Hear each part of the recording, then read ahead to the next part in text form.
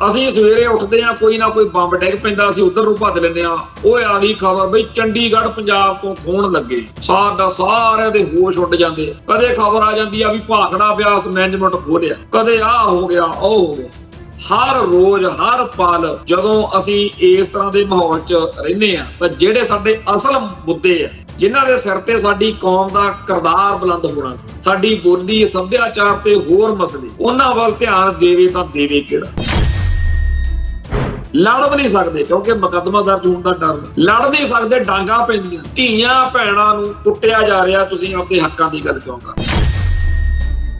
ਕੀ ਪੰਜਾਬ ਕਹਿੰਦਾ ਹੈਗਾ ਕਿ ਮੈਨੂੰ ਰੋਜੀ ਰੋਟੀ ਕਮਾਉਣ ਜੋਗਾ ਕਰੋ, ਜਿਵੇਂ ਸਾਡੇ ਬੱਚੇ ਬਾਹਰ ਜਾ ਕੇ ਮਿਹਨਤਾਂ ਕਰਦੇ, ਤੇ ਸਿਸਟਮ ਕਹਿੰਦਾ ਨਹੀਂ ਅਸੀਂ ਤੁਹਾਨੂੰ 1000 ਰੁਪਇਆ ਮਹੀਨਾ ਦੇਵਾਂਗੇ ਜੀ, ਅਸੀਂ ਤੁਹਾਨੂੰ 2000 ਮਹੀਨਾ ਦੇ ਦੇਵਾਂਗੇ ਜੀ, ਅਸੀਂ ਤੁਹਾਨੂੰ ਫ੍ਰੀ ਚ ਦੇਵਾਂਗੇ, ਅਸੀਂ ਤੁਹਾਨੂੰ ਫਲਾਨਾ ਕਰਾਂਗੇ। ਉਹ ਕਹਿੰਦੇ ਆ ਕਿ ਪੰਜਾਬ ਦਾ ਕੋਈ ਵੀ ਜਿਹੜਾ ਹਾਂਦਰੂ ਪੱਖ ਆ, ਹਾਂ ਪੱਖੀ ਗੱਲ ਆ, ਉਹ ਰਹਿਣ ਨਹੀਂ ਦੇ। ਬਹੁਤ ਭਿਆਨਕ ਤੇ ਬੜੀ ਖਤਰਨਾਕ ਤਰ੍ਹਾਂ ਦੀ ਦੁਸ਼ਮਣੀ ਤੁਹਾਡੇ ਨਾਲ ਤੁਹਾਡਾ ਦੁਸ਼ਮਣ ਕੱਢ ਰਿਹਾ। ਪਰ ਸਾਡੇ ਭਾਈਚਾਰੇ ਨੂੰ ਇਹ ਗੱਲਾਂ ਦਾ ਅਹਿਸਾਸ ਤਾਂ ਹੈਗਾ। ਜਦੋਂ ਚਾਰ ਭਰਾ ਜੁੜਦੇ ਆ, ਉਹਨਾਂ ਨੂੰ ਇਹ ਸਮਝ ਤਾਂ ਲੱਗਦੀ ਆ ਕਿ ਸਾਡਾ ਖੁਰ ਜੇ ਰਿਹਾ, ਕੁਛ ਖੁੱਸ ਜਿਹਾ ਰਿਹਾ ਸਾਡੀ, ਪਰ ਕੀ ਕਿਵੇਂ ਕੀ ਹੋ ਰਿਹਾ ਇਹ ਉਹ ਨਹੀਂ ਪਤਾ ਲੱਗ ਰਿਹਾ। ਬਹੁਤ ਵੱਡੇ ਪੱਧਰ ਦੇ ਉੱਤੇ ਸਿਉਂਕ ਵਾਂਗੂ ਅੰਦਰੋਂ ਅੰਦਰੀ ਪੰਥ ਨੂੰ, ਪੰਜਾਬ ਨੂੰ ਖਤਮ ਕੀਤਾ ਜਾ ਰਿਹਾ ਔਰ ਬੜੇ ਵੱਡੇ ਪੱਧਰ ਤੇ ਪਲਾਨ ਜਿਹੜੀ ਆ ਉਹ ਕੀਤੀ ਗਈ। ਜਦੋਂ ਦੁਸ਼ਮਣ ਦੇ ਥਾਂ ਤੇ ਖੜ ਕੇ ਦੇਖੋ, ਦੁਸ਼ਮਣ ਹੱਸਦਾ ਕਿ ਆਹ ਸੀ ਉਹ ਬੱਬਰ ਸ਼ੇਰ ਕਹਾਉਣ ਵਾਲੀ ਕੌਮ, ਆਹ ਸੀ ਸੂਰਮਿਆਂ ਦੀ ਉਹ ਕੌਮ ਜਿਹਨੇ ਪੱਛਮ ਤੋਂ ਆਉਣ ਵਾਲੇ ਧਾੜਵੀਆਂ ਦੇ ਮੂੰਹ ਮੋੜ ਤੇ ਆਈ ਸੀ ਨਾ, ਜਿਨ੍ਹਾਂ ਤੋਂ ਡਰਦੇ ਅੰਗਰੇਜ਼ ਭੱਜੇ, ਆਈ ਸੀ ਜਿਨ੍ਹਾਂ ਨੇ ਲੰਡਨ 'ਚ ਜਾ ਕੇ ਬਦਲੇ ਲਏ। 20-20 ਸਾਲ ਤੱਕ ਸਰਦਾਰ ਊਧਮ ਸਿੰਘ ਵਰਗੇ, ਸਰਦਾਰ ਭਗਤ ਸਿੰਘ ਵਰਗੇ, ਸਰਦਾਰ ਕਰਤਾਰ ਸਿੰਘ ਸਰਾਭੇ ਵਰਗੇ, ਬੱਬਰ ਅਕਾਲੀ, ਗਦਰੀ ਬਾਬੇ, ਓਹੋ ਅੱਜ ਆਪਣਾ ਹਾਲ ਕੀ ਹੈ। ਜਿਹੜੇ ਲੋਕਾਂ ਨੂੰ ਪੰਜਾਬ ਵਿੱਚ ਪੰਥਕ ਸੋਚ ਵਾਲਿਆਂ ਨੂੰ ਕਲਪਦਾ ਦੇਖ ਕੇ ਖੁਸ਼ੀ ਮਿਲਦੀ, ਤਸੱਲੀ ਹੁੰਦੀ, ਉਹਨਾਂ ਨੂੰ ਤਾਂ ਨਿੱਤ ਕੋਈ ਇਹੋ ਜਿਹਾ ਮੁੱਦਾ ਚਾਹੀਦਾ ਜਿਹਦੇ ਉੱਤੇ ਉਹ ਤੁਹਾਨੂੰ ਕਲਪਾ ਸਕਣ। TV 84 ਉੱਤੇ ਪ੍ਰੋਗਰਾਮ ਖਬਰ ਦੀ ਖਬਰ ਦੇਖ ਰਹੇ ਸਾਰੇ ਦਰਸ਼ਕਾਂ ਨੂੰ ਮੈਂ ਸਰਬਜੀਤ ਸਿੰਘ ਘੁਮਾਣ ਫਤਿਹ ਅਰਜ਼ ਕਰਦਾ ਜੀ। ਵਾਹਿਗੁਰੂ ਜੀ ਕਾ ਖਾਲਸਾ, ਵਾਹਿਗੁਰੂ ਜੀ ਕੀ ਫਤਿਹ। ਪਿਛਲੇ ਦਿਨੀ ਪੰਜਾਬ 'ਚ ਪੰਥ ਨਾਲ ਸੰਬੰਧਿਤ ਜਿਹੜੀਆਂ ਮੁੱਖ ਖਬਰਾਂ ਚਰਚਾ 'ਚ ਰਹੀਆਂ, ਉਹਨਾਂ ਦਾ ਜਿਹੜਾ ਮੋਟੇ ਤੌਰ ਤੇ ਜੋ ਵੀ ਤੱਤਸਾਰ ਕੱਢਣਾ ਹੋਵੇ ਤਾਂ ਇਉਂ ਲੱਗਦਾ ਕਿ ਜਿਵੇਂ ਕਿਸੇ ਵੱਡੀ ਤਾਕਤ ਨੇ ਇਹ ਮਿਥ ਲਿਆ ਵਾ ਕਿ ਸਿੱਖਾਂ ਨੂੰ ਟਿਕਣ ਨਹੀਂ ਦੇਣਾ, ਡਰਾਈ ਰੱਖਣਾ। ਹਰ ਰੋਜ਼ ਜਦੋਂ ਸਿੱਖ ਉੱਠਣ ਤਾਂ ਉਹਨਾਂ ਨੂੰ ਕੋਈ ਬਹੁਤ ਡਰਾਉਣੀ ਜੀ, ਬੜੀ ਖਤਰਨਾਕ ਜੀ, ਕੋਈ ਪੁੱਠੀ ਸਿੱਧੀ ਹੌਲਨਾਕ ਖਬਰ ਸੁਣਨ ਨੂੰ ਮਿਲੇ। ਜਦੋਂ ਰਾਤ ਨੂੰ ਪੈਣ ਤਾਂ ਅਰਦਾਸਾਂ ਕਰਦੇ ਪੈਣ ਕਿ ਸਵੇਰੋਂ ਪਤਾ ਨਹੀਂ ਕਿਹੜਾ ਬੰਬ ਡਿੱਗ ਪੈਣਾ। ਜਦੋਂ ਕੋਈ ਕੌਮ ਲਗਾਤਾਰ ਇਸ ਤਰ੍ਹਾਂ ਦੇ ਮਾਹੌਲ ਵਿੱਚ ਦੀ ਲੰਘ ਰਹੀ ਹੋਵੇ, ਆਮ ਹੀ ਕਿਸੇ ਬੰਦੇ ਦਾ ਜਦੋਂ ਇਸ ਤਰੀਕੇ ਦਾ ਦਿਨ ਲੰਘਦਾ ਹੋਵੇ, ਹਰ ਰੋਜ਼ ਹੀ ਮਾੜਾ ਦਿਨ ਲੰਘਦਾ ਹੋਵੇ, ਤਾਂ ਉਹਦੇ ਸੁਭਾਅ ਉੱਤੇ, ਉਹਦੀ ਪੂਰੀ ਸ਼ਖਸੀਅਤ ਉੱਤੇ ਕੁਛ ਅਸਰ ਜਿਹੜੇ ਆ ਇਸ ਵਰਤਾਰੇ ਦੇ ਲਾਜ਼ਮੀ ਪੈਂਦੇ ਹੁੰਦੇ। ਸੋ ਸਾਡੇ ਨਾਲ ਵੀ ਕੁਝ ਇਹੋ ਜਿਹਾ ਹੀ ਵਾਪਰ ਰਿਹਾ। ਪਿਛਲੇ ਦਿਨੀ ਜਦੋਂ ਅਸੀਂ ਸਾਰੇ ਇਸ ਖਬਰ ਨਾਲ ਉਲਝ ਰਹੇ ਸੀ ਕਿ ਸੁਖਬੀਰ ਸਿੰਘ ਬਾਦਲ ਨੇ ਅਸਤੀਫਾ ਦੇ ਦਿੱਤਾ ਹੈ, ਜਿਹੜਾ ਕਿ ਅੱਜ ਉਹਨਾਂ ਦੀ ਪਾਰਟੀ ਦੀ ਵਰਕਿੰਗ ਕਮੇਟੀ ਨੇ ਰਾਖਵਾਂ ਰੱਖ ਲਿਆ ਫੈਸਲਾ ਵੀ ਹਜੇ ਠਹਿਰ ਕੇ ਕਰਾਂਗੇ, ਕਿਉਂਕਿ ਅੱਜ ਜਦੋਂ ਮੀਟਿੰਗ ਹੋਈ ਉੱਥੇ ਉਹਨਾਂ ਦੀ ਪਾਰਟੀ ਦੇ ਬਹੁਤ ਸਾਰੇ ਆਗੂਆਂ ਨੇ ਅਸਤੀਫੇ ਵੀ ਦੇਣ ਦਾ ਐਲਾਨ ਕਰਤਾ, ਵਿਰੋਧ ਵੀ ਕੀਤਾ। ਖੈਰ, ਇਹ ਸਾਰਾ ਮਸਲਾ ਇੱਕ ਸਿਆਸੀ ਪਾਰਟੀ ਦਾ ਅੰਦਰੂਨੀ ਮਸਲਾ। ਬੇਸ਼ੱਕ ਇਸ ਮਸਲੇ ਦਾ ਸੰਬੰਧ ਸਮੁੱਚੇ ਖਾਲਸਾ ਪੰਥ ਨਾਲ ਵੀ ਹੈ, ਪਰ ਅਸਲ ਵਿੱਚ ਤਾਂ ਮੋਟੇ ਤੌਰ ਦੇ ਉੱਤੇ ਤਾਂ ਬਾਦਲ ਦਲ ਦੇ ਆਗੂ ਆਪਸ ਵਿੱਚ ਹੀ ਪਾਟੋ ਧਾੜ ਹੋ ਕੇ ਇੱਕ ਧਿਰ ਆਪਦਾ ਮਸਲਾ ਅਕਾਲ ਤਖ਼ਤ ਸਾਹਿਬ ਤੇ ਲੈ ਆਈ ਤੇ ਉਹਦੇ ਵਿੱਚ ਤਨਖਾਹੀਆ ਕਰਾਰ ਦੇਣ ਉਪਰੰਤ ਲੰਮਾ ਅਰਸਾ ਇਸ ਮਾਮਲੇ ਨੂੰ ਜਦੋਂ ਲਮਕਾਈ ਰੱਖਿਆ ਗਿਆ ਤਾਂ ਬਾਦਲ ਦਲ ਨਾਲ ਸੰਬੰਧਿਤ ਕੁਝ ਆਗੂਆਂ ਨੇ, ਖਾਸ ਤੌਰ ਤੇ ਵਿਰਸਾ ਸਿੰਘ ਬਲਟੋਹੇ ਨੇ ਜੋ ਕੁਝ ਕੀਤਾ, ਫਿਰ ਉਹਨੂੰ ਵੀ ਝਟਕਾਉਣਾ ਪੈ ਗਿਆ। ਹੁਣ ਅੱਜ ਤਾਂ ਕੁਛ ਜ਼ਿਆਦਾ ਹੀ ਬੋਲ ਬੁਲਾਰਾ ਹੋਇਆ ਔਰ ਇਹ ਮੰਨਣਾ ਪਊ, ਕਹਿਣਾ ਪਊ ਕਿ ਦਿਨੋਂ ਦਿਨ ਬਾਦਲ ਦਲ ਨਾਲ ਸੰਬੰਧਿਤ ਆਗੂ ਜਿਹੜੇ ਨੇ ਉਹ ਬੇਜਾਬਤਾ ਤੇ ਬੇਲਗਾਮ ਹੋ ਰਹੇ ਨੇ। ਅੱਜ ਵੀ ਕੁਝ ਆਗੂਆਂ ਨੇ ਅਕਾਲ ਤਖਤ ਸਾਹਿਬ ਦੀ ਵਰਕਿੰਗ ਦੇ ਮੁਤਲਕ ਬਹੁਤ ਜ਼ਿਆਦਾ ਨਾਵਾਚਕ ਟਿੱਪਣੀਆਂ ਕੀਤੀਆਂ ਨੇ ਤੇ ਇਹਦੇ ਨਾਲ ਸਮੁੱਚੇ ਸਿੱਖ ਜਗਤ ਨੂੰ ਨਮੋਸ਼ੀ ਦਾ ਮੂੰਹ ਵੀ ਦੇਖਣਾ ਪੈ ਰਿਹਾ, ਕਿਉਂਕਿ ਜਥੇਦਾਰ ਸਾਹਿਬਾਨ ਜਿਹੜੇ ਨੇ ਚਾਹੇ ਸਿਧਾਂਤ ਅਤੇ ਫਲਸਫਾ ਜੋ ਮਰਜ਼ੀ ਕਹਿੰਦਾ ਹੋਵੇ, ਪਰ ਇਹ ਕਿਸੇ ਨਾ ਕਿਸੇ ਢੰਗ ਤਰੀਕੇ ਨਾਲ ਬਾਦਲ ਪਰਿਵਾਰ ਦੇ ਪ੍ਰਤੀ ਆਪਦੀ ਵਫਾਦਾਰੀ ਦਿਖਾਉਣ ਜਾਂ ਕਿਸੇ ਨਾ ਕਿਸੇ ਤਰੀਕੇ ਨਾਲ ਡਰਦੇ ਤੇ ਜਗਦੇ ਲੱਗਦੇ ਆ ਵੀ ਅਸੀਂ ਜੇ ਕੋਈ ਫੈਸਲਾ ਸੁਣਾਇਆ ਤੇ ਸਾਨੂੰ ਆਹ ਨਾ ਹੋ ਜੇ, ਉਹ ਨਾ ਹੋ ਜੇ। ਹੁਣ ਇੱਕ ਪਾਸੇ ਤਾਂ ਜਿਹੜੀ ਸੀਟ ਆ ਅਕਾਲ ਤਖਤ ਸਾਹਿਬ ਦਾ ਜੋ ਰੁਤਬਾ ਹੈ, ਜੋ ਪੰਜ ਸਿੰਘ ਸਾਹਿਬਾਨ ਦੀ ਪਰੰਪਰਾ, ਜੋ ਤਨਖਾਹ ਦਾ ਸਿਧਾਂਤ ਆ, ਜੋ ਸਾਡੀ ਮਰਿਆਦਾ ਰਵਾਇਤਾਂ ਨੇ, ਉਹਦੇ ਹਿਸਾਬ ਨਾਲ ਤਾਂ ਸਪਸ਼ਟ ਜੀ ਗੱਲ ਹੈ ਵੀ ਜੇਕਰ ਕੋਈ ਫੈਸਲਾ ਇਤਿਹਾਸਕ ਦ੍ਰਿਸ਼ਟੀਕੋਣ ਵਾਲਾ, ਫਲਸਫੇ ਦੀ ਪੂਰੀ ਵਿਚਾਰਧਾਰਾ ਦੀ ਪੂਰੀ ਤਸੱਲੀ ਨਾ ਕਰਾਉਣ ਵਾਲਾ ਹੋਇਆ ਤਾਂ ਜੋ ਕੁਝ ਪਹਿਲਾਂ ਸਾਡੇ 'ਚ ਚੱਲ ਰਿਹਾ ਉਹਦੇ 'ਚ ਹੋਰ ਤਕਲੀਫ ਵਧੂਗੀ। ਦੂਜੇ ਪਾਸੇ ਇਹ ਆ ਵੀ ਸਿੱਖ ਰਹਿਤ ਮਰਿਆਦਾ ਦੇ ਅੰਦਰ ਇੱਥੇ ਉਹ ਕਰ ਕੀ ਸਕਦੇ ਆ।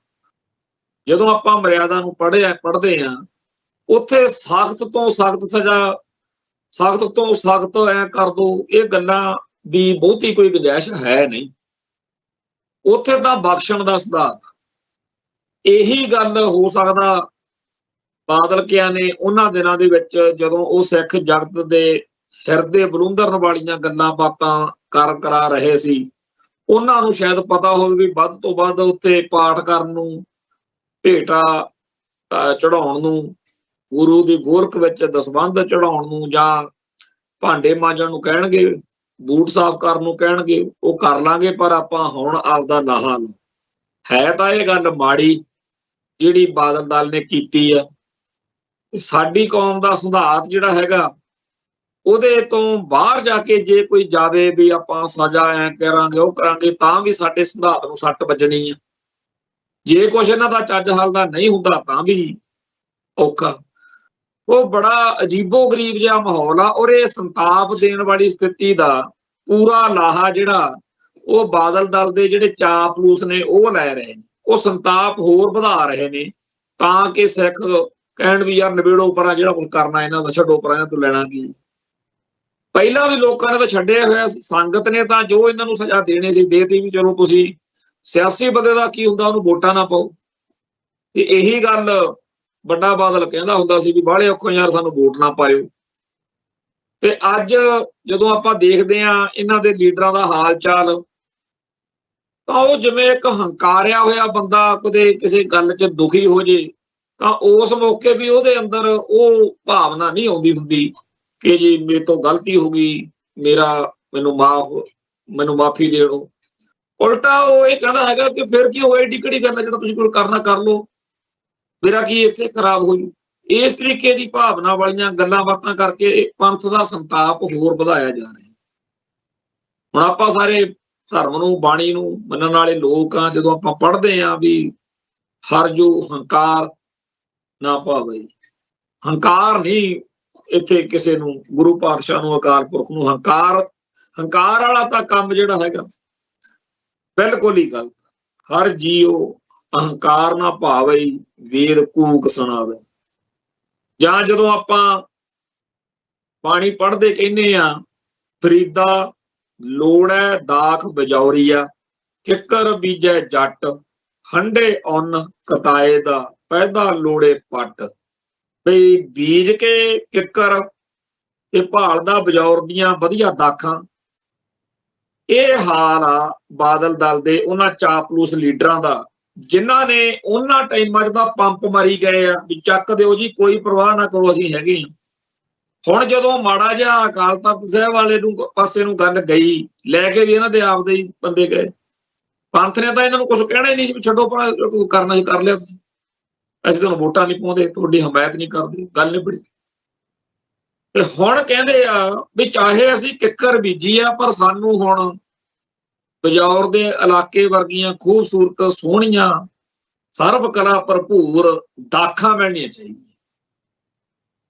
ਹੁਣ ਇਸ ਗੱਲ ਦਾ ਕੋਈ ਇਹਨਾਂ ਨੂੰ ਕੀ ਕਵੇ ਤੇ ਕੋਈ ਕੀ ਨਾ ਕਵੇ। ਜਿਹਨੇ ਲਾ ਲਈ ਮੂੰਹ ਤੋਂ ਲੋਈ ਉਹਨੂੰ ਕੀ ਕਰੂਗਾ ਕੋਈ। ਉਹ ਬੜਾ ਔਖਾ ਹੈ ਕਿ ਇਹੋ ਜਿਹੇ ਦਿਨਾਂ ਦੇ ਵਿੱਚ ਜਦੋਂ ਸਾਡੀ ਕੌਮ ਦੇ ਉੱਤੇ ਗੁਲਾਮੀ ਦੇ ਕਰਕੇ ਪਹਿਲਾਂ ਹੀ ਏਡਾ ਚੱਕਰ ਚੱਲਿਆ ਹੋਇਆ, ਤੇ ਸਾਡੇ ਪੰਜਾਬ ਦੀ ਧਰਤੀ ਉੱਤੇ ਯੂਪੀ ਬਿਹਾਰ ਦੇ ਲੋਕ ਜਿਹੜੇ ਸਾਡੀ ਬੋਲੀ ਅਤੇ ਸੱਭਿਆਚਾਰ ਲਈ, ਸਾਡੀ ਆਰਥਿਕਤਾ ਲਈ ਬੜਾ ਭਾਰੀ ਖਤਰਾ ਨੇ, ਉਹ ਥਾਂ ਥਾਂ ਤੇ ਵਾਰਦਾਤਾਂ ਹੋ ਰਹੀਆਂ ਨੇ। ਆਪਾਂ ਪਿਛਲੇ ਦਿਨੀ ਇਹ ਗੱਲ ਕੀਤੀ ਸੀ ਕਿ ਕਿਵੇਂ ਮੋਹਾਲੀ ਦੇ ਵਿੱਚ ਵਸਦੇ ਜਿਹੜੇ ਯੂਪੀ ਬਿਹਾਰ ਦੇ ਗੈਰ ਪੰਜਾਬੀ ਪ੍ਰਵਾਸੀ ਭਈਏ, ਤੇ ਸਾਡੇ ਉੱਥੇ 2 ਬੱਚਿਆਂ ਤੇ ਪੰਜਾਬੀਆਂ ਤੇ ਸਿੱਖਾਂ ਦੇ ਉੱਤੇ ਅਟੈਕ ਕੀਤਾ। ਇੱਕ ਮਰ ਗਿਆ, ਦੂਜਾ ਮਰਨ ਕਿਨਾਰੇ। ਧਰਨਾ ਲਾਉਣਾ ਪਿਆ ਕਈ ਦਿਨ ਦੀ ਮਿਹਨਤ ਮਸ਼ੱਕਤ ਤੋਂ ਬਾਅਦ, ਕਿਉਂਕਿ ਜਿਹੋ ਜਿਹਾ ਹਿਸਾਬ ਕਿਤਾਬ ਦਿਖਦਾ ਪੂਰਾ ਸਿਸਟਮ ਇਸ ਗੱਲ ਤੇ ਜਿਵੇਂ ਆਕੜ ਗਿਆ ਹੋਵੇ।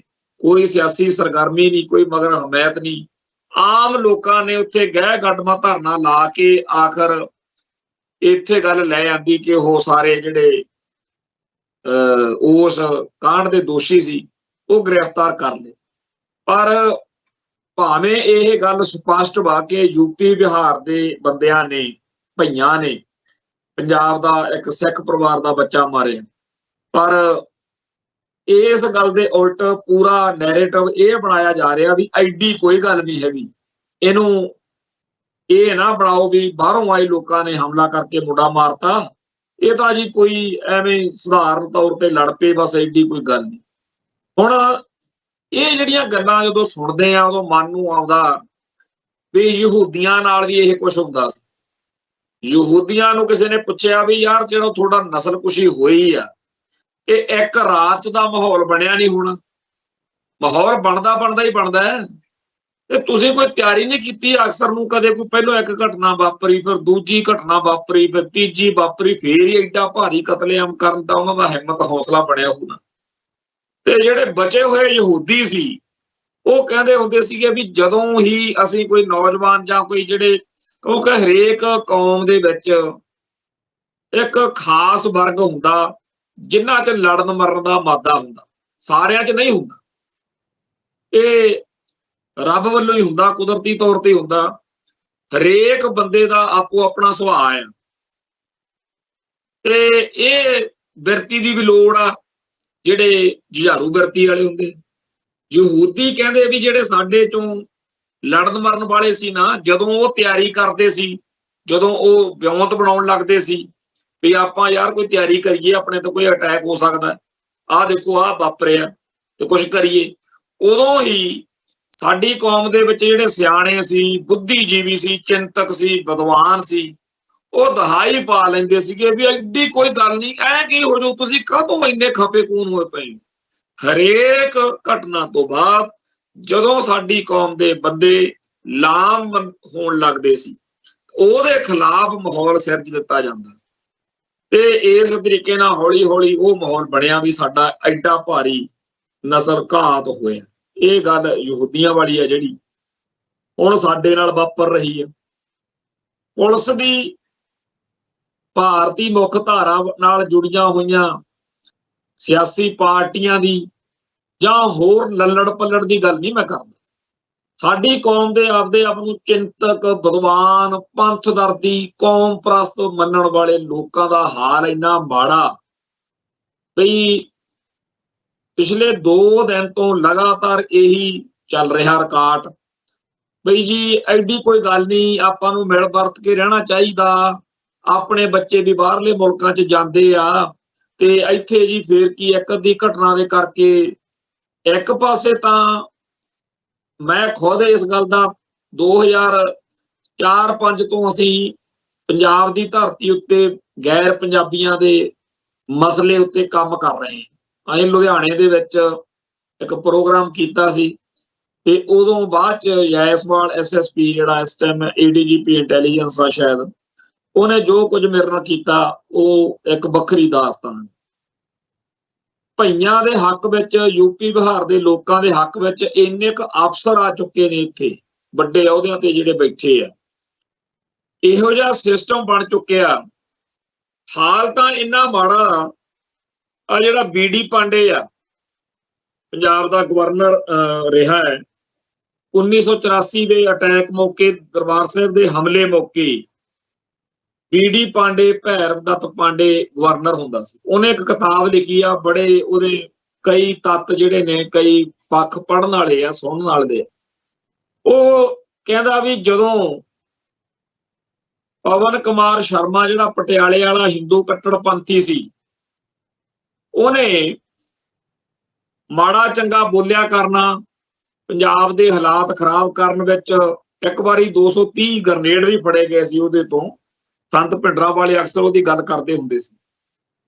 ਕਹਿੰਦੇ ਵੀ ਜਦੋਂ ਉਹਦੀ ਗ੍ਰਿਫਤਾਰੀ ਜਿਹੜੀ ਸੀਗੀ, ਉਹਦਾ ਕੋਈ ਹਿਸਾਬ ਕਿਤਾਬ ਜਿਹਾ ਬਣਿਆ ਵੀ ਪਵਨ ਕੁਮਾਰ ਸ਼ਰਮਾ ਫੜੀਏ, ਹਰਿਆਣੇ ਦੇ ਮੁੱਖ ਮੰਤਰੀ ਦਾ ਕਹਿੰਦੇ ਫੋਨ ਆ ਗਿਆ ਮੈਨੂੰ, ਭੈਰਵ ਦੱਤ ਪਾਂਡੇ ਲਿਖਦੇ ਬਈ, ਕਹਿੰਦੇ ਵੀ ਉਹਨੂੰ ਕਿਉਂ ਫੜਨਾ, ਸ਼ਰਮੇ ਨੂੰ ਕਿਉਂ ਫੜਿਆ, ਛੱਡੋ ਉਹਨੂੰ। ਤੇ ਮੈਂ ਆਖਿਆ ਵੀ ਅਸੀਂ ਇਹਨੇ ਇੱਥੇ ਜੋ ਕੁਝ ਕਰ ਰਿਹਾ, ਮਾਹੌਲ ਖਰਾਬ ਹੋ ਰਿਹਾ, ਪੰਜਾਬ 'ਚ ਲਾਂਬੂ ਲਾ ਦੂਗਾ ਬੰਦਾ, ਇਹ ਮਾਹੌਲ ਖਰਾਬ ਹੋ ਜੂ। ਤਾਂ ਭੈਰਵ ਦੱਤ ਪਾਂਡੇ ਆਪਦੀ ਕਿਤਾਬ 'ਚ ਲਿਖਦਾ ਵੀ ਉਹਦੇ ਫੋਨ ਨੂੰ ਕੱਟਣ ਸਾਰ ਮੈਨੂੰ ਭਾਰਤ ਦੇ ਗ੍ਰਹਿ ਮੰਤਰੀ ਦਾ ਫੋਨ ਆ ਗਿਆ। ਪਰ ਕਹਿੰਦੇ ਵੀ ਮੰਨੀ ਤਾਂ ਉਹਦੀ ਹੈ ਨਹੀਂ। ਪਰ ਗੱਲ ਇਹ ਆ ਕਿ ਜੇ ਪੰਜਾਬ ਦੀ ਧਰਤੀ ਉੱਤੇ ਹਿੰਦੂ ਕੱਟੜਵਾਦ ਦਾ ਉਹਨਾਂ ਦਿਨਾਂ ਦੇ ਵਿੱਚ ਜਿਹੜਾ ਪ੍ਰਤੀਨਿਧ ਸੀ ਪਵਨ ਕੁਮਾਰ ਸ਼ਰਮਾ, 1984 ਤੋਂ ਪਹਿਲਾਂ ਬਹੁਤ ਉਹਦਾ ਰੌਲਾ ਰੱਪਾ ਰਿਹਾ, ਬਾਅਦ 'ਚ ਤਾਂ ਹੁਣ ਬਹੁਤ ਹੀ ਇਹੋ ਜਿਹੇ ਬੰਦੇ ਹੋ ਗਏ ਆ। ਪਰ ਜਦੋਂ ਉਹਨੂੰ ਉਹਦੀਆਂ ਕਰਤੂਤਾਂ ਕਰਕੇ ਫੜਿਆ, ਹਰਿਆਣੇ ਦੇ ਮੁੱਖ ਮੰਤਰੀ ਨੇ ਜਾਂ ਭਾਰਤ ਦੇ ਗ੍ਰਹਿ ਮੰਤਰੀ ਨੇ ਕਿੰਨੀ ਉਹਦੀ ਪੀੜ ਮੰਨੀ ਵੀ ਕਿਉਂ ਫੜਿਆ ਜੀ ਉਹਨੂੰ, ਛੱਡੋ ਛੇਤੀ ਉਹਨੂੰ। ਪਿਛਲੇ ਦਿਨੀ ਜਦੋਂ ਧਰਨਾ ਲੱਗਿਆ ਹੋਇਆ ਸੀ, ਉੱਥੇ ਇਹ ਗੱਲ ਇੱਕ ਵਿਅਕਤੀ ਨੇ ਸਾਹਮਣੇ ਲੈ ਕੇ ਆਂਦਾ ਤੱਥ ਵੀ ਮੇਰੀ ਬੇਟੀ ਆ ਜਿਹੜੀ, ਉਹ ਇਹਨਾਂ ਯੂਪੀ ਬਿਹਾਰ ਦੇ ਲੋਕਾਂ ਦੇ ਬਲਵਰਤਨ 'ਚ ਆ ਕੇ ਉਹਨਾਂ ਨੇ ਗੁੰਮਰਾਹ ਕਰ, ਤੇ ਮੈਂ ਜਦੋਂ ਇਹਦੀ ਪੈਰਵਾਈ ਲਈ ਵੀ ਮੇਰੀ ਧੀ ਨਹੀਂ ਲੱਭਦੀ, ਬੰਦਿਆਂ ਨੂੰ ਨਾਲ ਲੈ ਕੇ ਥਾਣੇ ਕਚਹਿਰੀਆਂ ਅਦਾਲਤਾਂ 'ਚ ਭੱਜਿਆ, ਤਾਂ DSP ਨੇ ਮੈਨੂੰ ਕਿਹਾ ਵੀ ਸਾਡੇ ਕੋਲ ਇਸ ਤਰੀਕੇ ਦੇ ਬੜੇ ਮਾਮਲੇ ਆਉਂਦੇ ਆ, ਕਿਉਂਕਿ ਹੁਣ ਉਹਨਾਂ ਦੀ ਆਬਾਦੀ ਲੁਧਿਆਣੇ, ਹੁਸ਼ਿਆਰਪੁਰ ਵਾਲੇ ਪਾਸੇ ਨੂੰ, ਤਕਰੀਬਨ ਸਾਰੇ ਪੰਜਾਬ ਦੇ ਵਿੱਚ ਹੀ ਯੂਪੀ ਬਿਹਾਰ ਦੇ ਲੋਕਾਂ ਦੀ ਆਬਾਦੀ ਬਹੁਤ ਵੱਧ ਗਈ। ਤੇ ਜਦੋਂ ਕਿਸੇ ਦੀ ਧੀ ਭੈਣ ਦਾ ਮਸਲਾ ਆ ਜੇ, ਬੰਦਾ ਥਾਣੇ ਕਚਹਿਰੀ ਜਾਂਦਾ।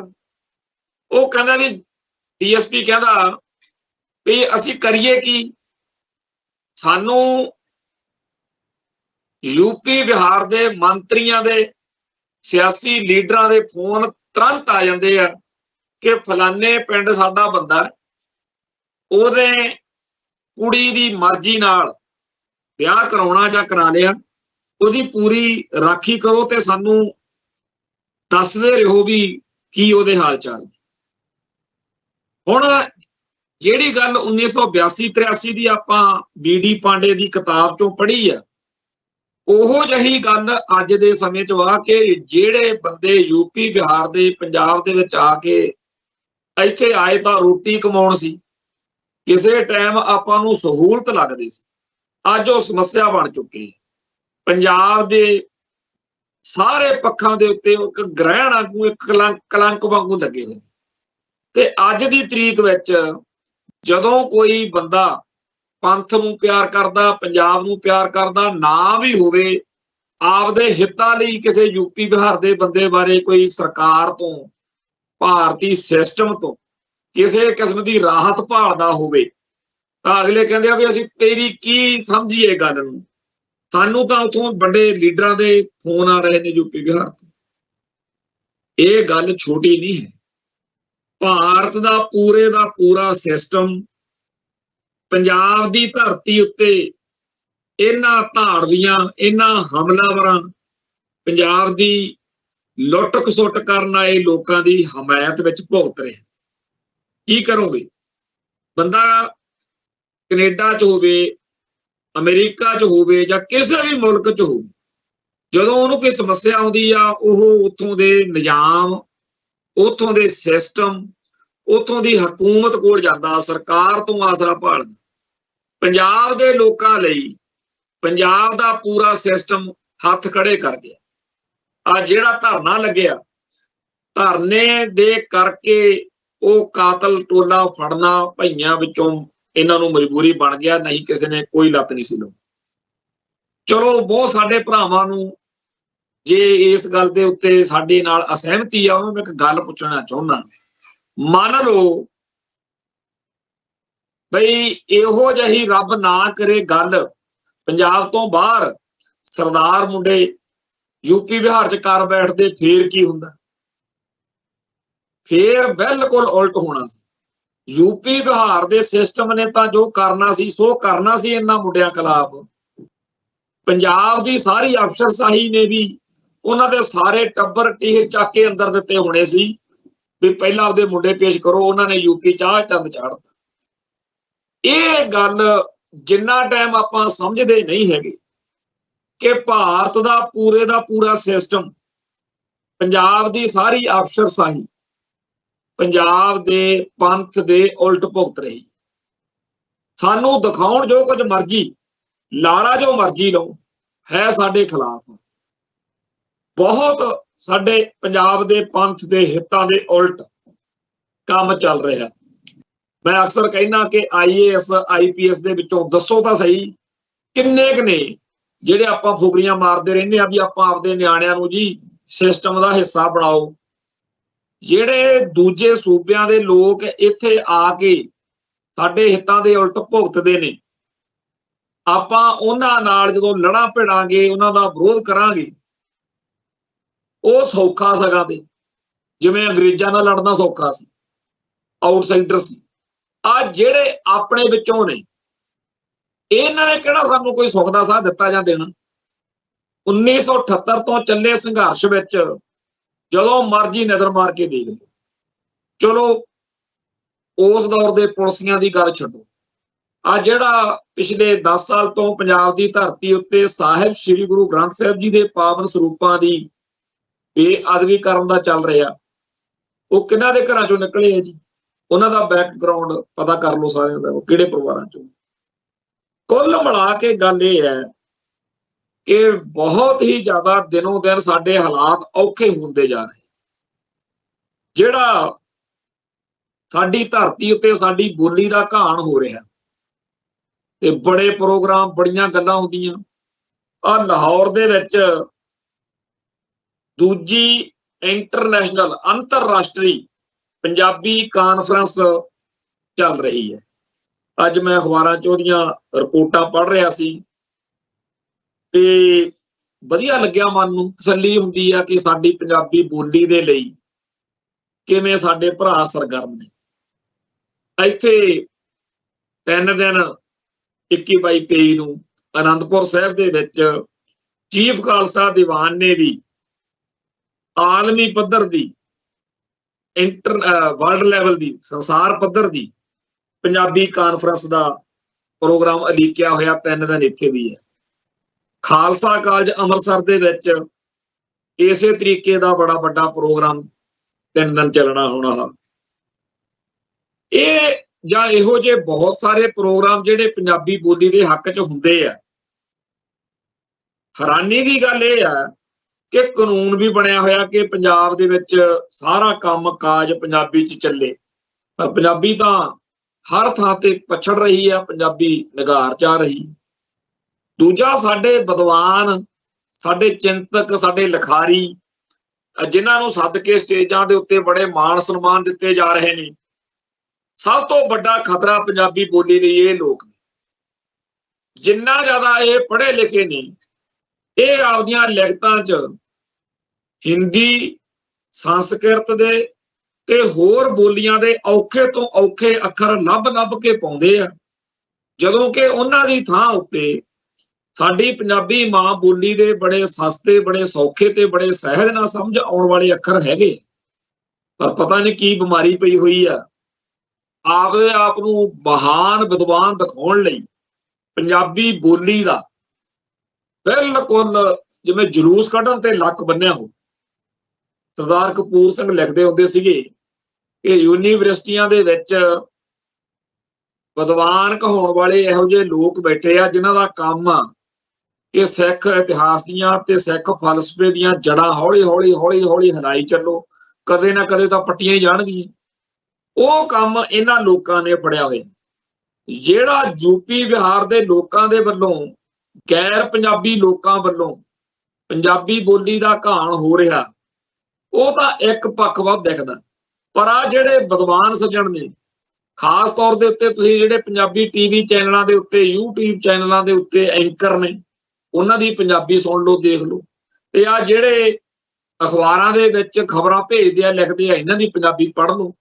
ਜਿੰਨਾ ਬੁਰਾ ਹਾਲ ਇਸ ਟਾਈਮ ਪੰਜਾਬੀ ਦਾ ਹੈ, ਜੇ ਕਿਸੇ ਨੇ ਸ਼ੁੱਧ, ਠੇਠ ਤੇ ਅਸਲ ਪੰਜਾਬੀ ਦੇ ਦਰਸ਼ਨ ਦਿਦਾਰੇ ਕਰਨੇ ਹੋਣ, ਕਿਸੇ ਅਨਪੜ੍ਹ ਬੰਦੇ ਨੂੰ ਮਿਲੋ ਜਿਹੜਾ ਕਦੇ ਸਕੂਲ ਨਾ ਪੜ੍ਹਿਆ, ਉਹਦੇ ਕੋਲ ਪੰਜਾਬੀ ਦਾ ਅਸਲੀ ਸ਼ੁੱਧ ਤੇ ਠੇਠ ਸ਼ਬਦਾਂ ਦਾ ਭੰਡਾਰ ਵੀ ਹੋਊਗਾ। ਉਹ ਗੱਲ ਦੇ ਵਿੱਚ ਮੁਹਾਵਰੇ, ਅਖਾਣ ਵਰਤੂਗਾ, ਜਿਹਦੇ ਨਾਲ ਸਾਡੀ ਪੰਜਾਬੀ ਮਾਂ ਬੋਲੀ ਦਾ ਜਿਹੜਾ ਅਮੀਰ ਖਜ਼ਾਨਾ ਉਹ ਸਾਨੂੰ ਦੇਖਣ, ਸੁਣਨ ਨੂੰ, ਮਾਨਣ ਨੂੰ ਮਿਲੂਗਾ। ਤੇ ਤੁਸੀਂ ਦੇਖੋ ਕਿ ਅੱਜ ਦੇ ਜਿਹੜੇ ਬੱਚੇ ਆ, ਜਿਹੜੇ ਹੁਣ ਕਲਮਾਂ ਚੱਕ ਕੇ ਲਿਖਣ ਲੱਗੇ, ਕੋਈ ਮੁਹਾਵਰੇ ਵਰਤ ਕੇ ਰਾਜੀ ਹੋਈ ਨਹੀਂ। ਕਈ ਜਿਹੜੇ ਅਖਾਣ ਨੇ, ਉਹਨਾਂ ਨੂੰ ਪਤਾ ਹੀ ਨਹੀਂ ਮੁਹਾਵਰੇ ਤੇ ਅਖਾਣ ਦਾ ਕੀ ਫਰਕ, ਵਿਆਕਰਣਕ ਨਿਯਮਾਂ ਤੋਂ ਅਣਜਾਣ ਨੇ। ਇਹ ਸਾਰੇ ਕਾਸੇ ਤੋਂ ਉੱਪਰ ਜਿਹੜੇ ਆਪਦੇ ਆਪ ਨੂੰ ਚਿੰਤਕ, ਬੁੱਧੀਜੀਵੀ, ਵਿਦਵਾਨ ਕਹਾਉਂਦੇ ਲੋਕ ਨੇ, ਉਹ ਬੈਠੇ ਨੇ। ਉਹਨਾਂ ਸਾਰਿਆਂ ਦੇ ਸਾਹਮਣੇ ਇਹ ਪੰਜਾਬੀ ਮਾਂ ਬੋਲੀ ਦਾ ਬੁਰਾ ਹਾਲ ਹੋ ਰਿਹਾ। ਪਰ ਕਦੇ ਤੁਸੀਂ ਸੁਣਿਆ ਕਿਸੇ ਵੱਡੇ ਵਿਦਵਾਨ ਨੇ ਇਸ ਗੱਲ ਤੇ ਪੂਰਾ ਠੋਕਵੀਂ ਲੜਾਈ ਲੜਨ ਦਾ ਐਲਾਨ ਕੀਤਾ ਹੋਵੇ ਕਿ ਪੰਜਾਬੀ ਬੋਲੀ ਦਾ ਘਾਣ ਕਿਉਂ ਕੀਤਾ ਜਾ ਰਿਹਾ, ਪੰਜਾਬੀ ਨੂੰ ਖਿਚੜੀ ਬੋਲੀ ਕਿਉਂ ਬਣਾਇਆ ਜਾ ਰਿਹਾ, ਪੰਜਾਬੀ ਦੇ ਜਦੋਂ ਸੌਖੇ ਸ਼ਬਦ, ਸਹਿਜ ਵਿੱਚ ਸਮਝ ਆਉਣ ਵਾਲੇ ਸ਼ਬਦ ਮੌਜੂਦ ਨੇ, ਤਾਂ ਕਿਉਂ ਦੂਜੀਆਂ ਬੋਲੀਆਂ ਦੇ ਔਖੇ ਤੋਂ ਔਖੇ ਅੱਖਰ ਲੱਭ ਕੇ ਵੀ ਕਿਸੇ ਨੂੰ ਸਮਝ ਨਾ ਆ ਜਾਏ ਮੇਰੀ ਲਿਖ। ਇੱਕ ਤਾਂ ਇਹ ਚੱਕਰ। ਦੂਜਾ, ਕਈ ਲਿਖਾਰੀਆਂ ਦੇ ਬਾਰੇ ਤਾਂ ਉਹਨਾਂ ਦੀਆਂ ਕਿਤਾਬਾਂ ਦੇਖ ਕੇ, ਪੜ੍ਹ ਕੇ, ਨਜ਼ਰ ਮਾਰ ਕੇ ਇਉਂ ਲੱਗਦਾ ਕਿ ਸਾਡੇ ਪੰਜਾਬੀ ਭਾਈਚਾਰੇ ਨੂੰ ਇੱਕ ਫੰਡ, ਇੱਕ ਜਿਵੇਂ ਦਸਵੰਧ ਇਕੱਠਾ ਕਰੀਦਾ ਕਰਨਾ ਪਊਗਾ ਤੇ ਕੁਝ ਬੰਦਿਆਂ ਨੂੰ ਮਿਹਨਤ ਤਾਲਣਾ ਕਰਕੇ ਉਹਨਾਂ ਨੂੰ ਇਨਾਮ ਦਿਆ ਕਰੀਏ ਵੀ ਇਹਨਾਂ ਨੇ ਇਸ ਸਾਲ ਕੋਈ ਕਿਤਾਬ ਨਹੀਂ ਲਿਖੀ, ਸ਼ੁਕਰ ਨਹੀਂ ਲਿਖੀ। ਕਿਉਂਕਿ ਉਹਨਾਂ ਲੋਕਾਂ ਨੂੰ ਇਸ ਗੱਲ ਲਈ ਇਨਾਮ ਦੇਣਾ ਬਣਦਾ ਕਿ ਇਹ ਲਿਖਦੇ ਨਹੀਂ, ਕਿਉਂਕਿ ਜਦੋਂ ਲਿਖਣਗੇ ਪੰਜਾਬੀ ਮਾਂ ਬੋਲੀ ਦਾ ਘਾਣ ਕਰਨਗੇ, ਪੰਜਾਬੀ ਮਾਂ ਬੋਲੀ ਦਾ ਸਤਿਆਨਾਸ਼ ਕਰਨਗੇ। ਇਹਦੇ ਨਾਲੋਂ ਵਧੀਆ ਭਾਈ ਤੁਸੀਂ ਨਾ ਲਿਖੋ, ਤੁਹਾਨੂੰ ਅਸੀਂ ਇਸ ਗੱਲ ਲਈ ਨਵਾਜਦੇ ਹਾਂ, ਇਨਾਮ ਦਿੰਦੇ ਹਾਂ। ਇੰਨਾ ਮਾੜਾ ਹਾਲ ਹੋ ਚੁੱਕਿਆ।